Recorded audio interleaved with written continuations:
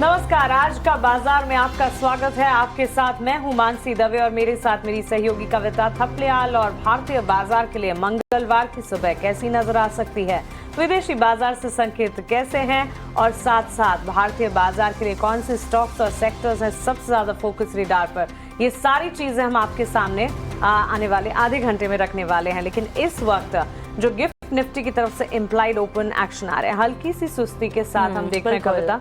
एशियाई बाजार भी, हालांकि यूरोपीय बाजार और अमेरिकी बाजार का प्रदर्शन कल बेहतर था, लेकिन एशियाई बाजार और गिफ्ट निफ्टी की तरफ से इम्प्लाइड ओपन इंडिकेशन सपाट फिलहाल दिखाई दे रहा है, फ्लैट ट्रेंड नजर आ रहा है।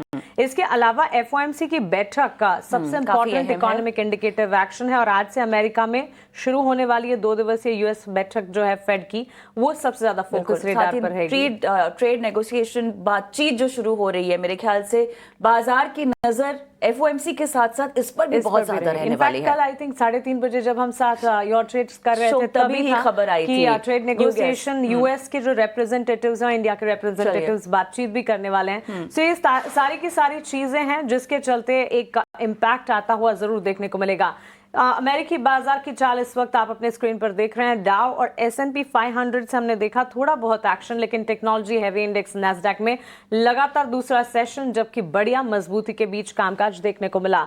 लगभग सारे के सारे टेक स्टॉक्स वहां पर जो है काफी अच्छा रिस्पांस दिखा रहे थे। अल्फाबेट, टेस्ला जैसे स्टॉक्स में काफी बढ़िया तेजी देखने को मिली, ऑलमोस्ट 3 to 4% के गेंस के साथ वो क्लोज होते हुए दिखे। और during the entire session momentum based कामकाज अमेरिकी बाजार में खास तौर से देखने को मिला, तो इस पर खास हमें नजर रखनी चाहिए क्योंकि अमेरिकन मार्केट्स बेहतर थे। इसके साथ साथ कल दोपहर यूरोपीय बाजार की भी शुरुआत अच्छी हुई, जब क्लोजिंग हुई तब भी यूरोपियन मार्केट्स पॉजिटिव ही नजर आ रहे थे। मिरान के फेड में नियुक्ति को मंजूरी मिलती हुई दिखी है। आपको बता दें कि ट्रंप के पसंदीदा स्टीफन मिरान फेडरल रिजर्व में नियुक्त किए गए हैं, ये मंजूरी उन्हें मिलती हुई दिखी। हालांकि यूएस फेड की जो बैठक है वो अभी जेरोम पावेल की अध्यक्षता में होती हुई दिखेगी, लेकिन ये एक डेवलपमेंट है जिस पर खास तौर से हमें नजर रखनी चाहिए। और फेड की बैठक के फैसले पर लगातार नजरें टिकी हुई हैं। 25 बेसिस पॉइंट्स को तो एंटिसिपेट करके हम चल ही रहे हैं।